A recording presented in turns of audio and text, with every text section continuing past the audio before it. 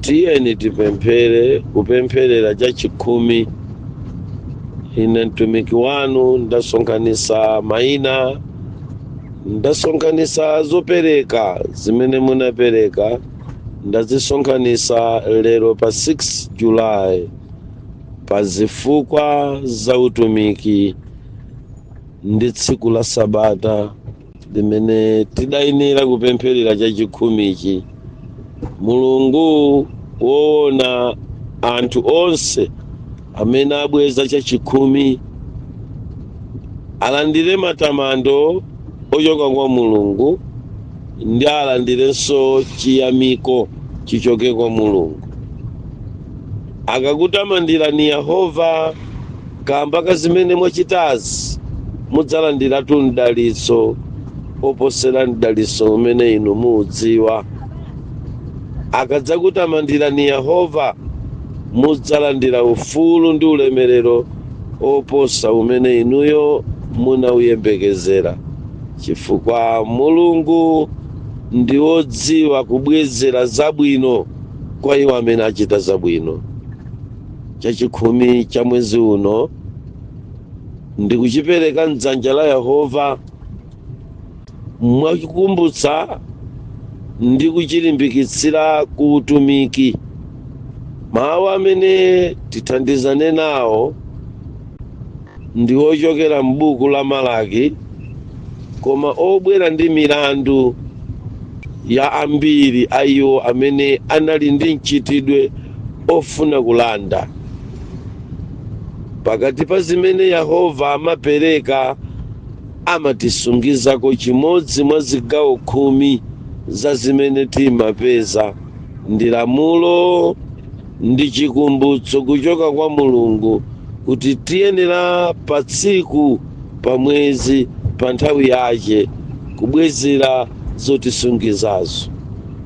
Kotero inu amene mwakwanisa kubweza chachikumi, mwachita chokoma kuchitira Mulungu, chifukwa amenewo ndi mawu a Mulungu. Inu amene mwayiwala, Ambuye akukukumbutsani kuti kuyiwalatu kubweza chachikumi nkulanda.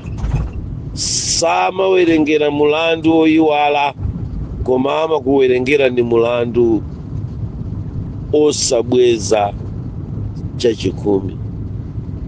Kapena mumawerengeredwa mulandu olanda, mukakanika kuchita ndi nzeru pa zimene Mulungu wakudalitsa nazoni, osazibwezera kwa Mulungu pa nthawi yache, timapalamula mulandu olanda.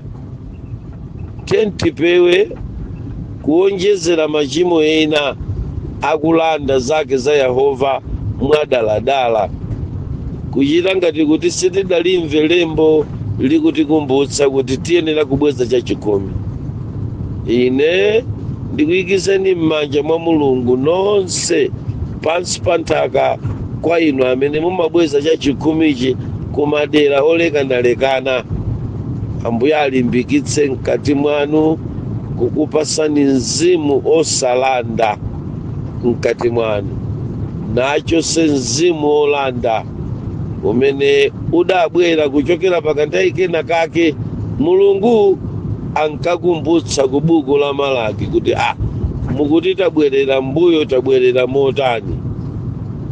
Ndi amanena kuti mwandilanda limodzi la magawo 10.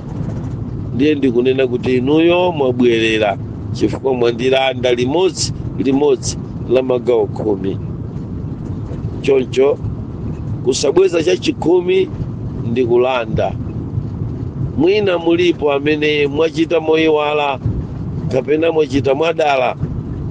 Kumbutso la lero ndilokumbutsa kuti dzipatuleni pa gulu limene limalanda za Yehova, dzichotse moni m'maganizo akulanda za Yehova.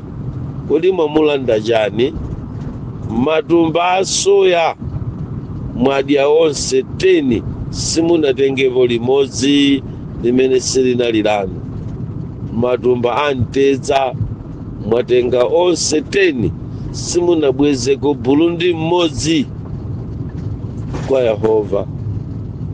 ngakhale mapirano anakwana atu mabaketi okwana 10 kapena kuti mabigiri 10, koma simunapatule limodzi, munati mapira alibe ntchito.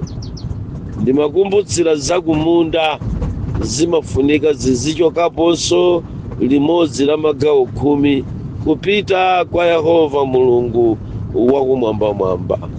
Ichichi chikukhalire ni chokoma ana Mulungu nonse pansi pa nthaka, kukumbukira kuti ndi ziti zimene tiyenera kubweza mosalanda kwa Yehova. Kumbukirani kubweza ngakhale zovala zimene zakwana 10. Kunjaku kuli ana masiye, kuli ana osowa, kuli amayi amasiye, amayi osowa, kuli abambo amasiye, abambo osowa. Akudikirira kapitolo ya zabwino imene Mulungu adayikiza mu mpingo okhulupirira Ambuye mu mzimu ndi m'choonadi. Ngati mpingo wa Mulungu tiyenera kukumbukira kubweza zinthu 10 chimodzi chibwerere kwa Mulungu. Sindalama atu imene ndikunena pamenepa yokhayi, ndikunena ngakhale mapira, ndikunena ngakhale mchewere, ngakhale chana umusi uko waberewu. Kumbukirani kubweza limodzi la mabigiri 10 anandolo amene munapeza. Kwa muhapanama kumbukirani kubweza za chachikumi. Kwa mumbo takumbukirani kubweza za chachikumi. Mudzikumbukira konse kumawa ngakhale kumadzulo kumene ana a Mulungu mukuyenera kuchitirako ulemu ndi mtendere wakubweza za kwa Mulungu zimene Ambuye Mulungu wakupatsani. Kuzungulira chigawo chapakati kumwera, kumbukirani inu amene muli ndi zoyenera kupereka kwa Yehova, mudzikumbukira kuti kusapereka ndi kulanda. Ndiyamikire mpingo wa Mulungu umene ukuchita ichi mokhulupirika ku mipingo. Tikumva kukhulupirika kwanu kukumveka ngakhale ndife kuti mumachita bwino ku mpingo kubweza za chikumi moyenerera. Mukumbukirenso kubweza zikuluzikulu zimene Mulungu wakupatsani ndi kukudalitsani, zizichitira ulemu nazonso Mulungu. Ena tsopano mukugula galimoto ya nambala 10, zakwana atu 10 galimoto zija. Tengani imodzi mupereke kukachisi wa Ambuye. Tsopano tu galimoto zija zakwana mpaka na 20, tengani ziwiri mupereke kwa Ambuye. Muzichita zimenezi pakukumbukira kuti Yehova Mulungu akuyitanitsa limodzi la magawo 10. Sakutchula mtundu wa chachikumi, koma zimene tapeza zikangokwana 10 zimapanga dzina la chachikumi, ndiye tikuwuzidwa kuti tibweze kwa Yehova. Ine mundilole kuti mayina awa onse ali apa ndapereke m'dzanja la Mulungu. Si mayina okhawa ayi, tili ndi iwo amene apereka chachikumichi kuchokera ku madera olekanalekana, kumakachisi kwawo, kumachalichi kwawo, apereka ndi kubweza chachikumi moyenerera. Ndayikize m'dzanja la Mulungu wakumwambamwamba kuti Ambuye akudalitseni. Ena ainu mwapereka ana anu kukachisi kuti azikatumikira pakachisi. Mulungu akusamalireni ndi kukupasani zokuyenerani mwezi umenewu wa Julayi. Mayina anu akudziwika ndi Mulungu kuti munachita mokhulupirika motere. Pempheroli ndi kupempherera iwo amene apereka chachikumi mwezi umenewu kudzafika mwezi wa date ya lero ya pa 6 Julai madzulo ano. Landirani pemphero ili kuchoka kwa ine mtumiki Twaibu Akamadu Hamidi Ali.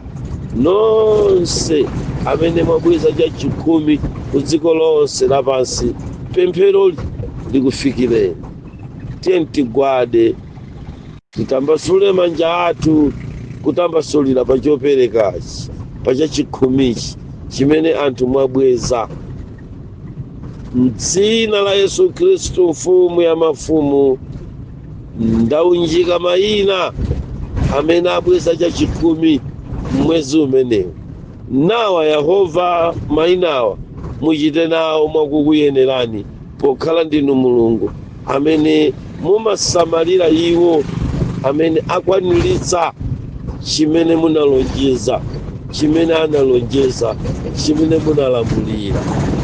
Mulungu wanga ndinu Mulungu wamphamvu, Mulungu osalephera, Mulungu wa ulemerero, Mulungu wa anthu onse. Mulandire ulemu ndi kulemekezeka chifukwa cha chachikumi chimenechi, dzina lanu litamandike. Tabwezerani dzanja lanu lotambasuka ku mayina onsewa, bwezerani dzanja lanu lomasuka ku mayina onsewa, awawa amene aunjika za chachikumi chawo kuchokera mdzanja lawo. Mukulonjeza kuti muzadalitsa manja amenewa, muzadalitsanso chachikumi chimenechi.